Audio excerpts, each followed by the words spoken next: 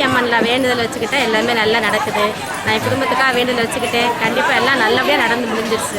என் உடல்நிலைக்கும் நல்லா நடந்துச்சு. எங்கள் பாப்பாவுக்கு சீட்டு கிடச்சிருச்சு, தம்பிக்கும் சீட்டு கிடச்சி படிச்சுட்டு இருக்காங்க.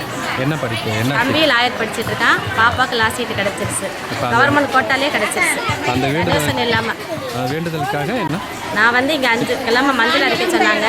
அரைச்சா கிடச்சிரும். நான் அரைக்கும் முன்னாடியே கிடச்சிருச்சு. கிடச்சதுக்கப்புறம் இப்போ தொடர்ந்து அரைச்சிருக்கேன்.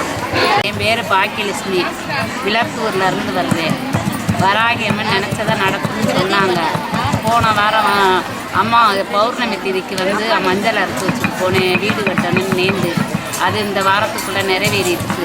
இப்போ 2வது வாரம் வந்து மஞ்சள் அரைச்சி வைக்கிறேன். வராகி அம்மன் துடியாக சொன்ன வாரம் கொடுக்கும். 2வது வாரமும் 5 வாரத்துக்கு அரைச்சி வைக்கணுமா. நான் 2வது வாரம் வந்து அரைச்சி வைக்கிறேன் நிறைவேறினதுனால. ஒவ்வொரு பஞ்சமிக்கும் பல ஆயிரக்கணக்கான பக்தர்கள் வந்து மஞ்சள் அரைச்சி அபிஷேகம் பண்ணுறாங்க.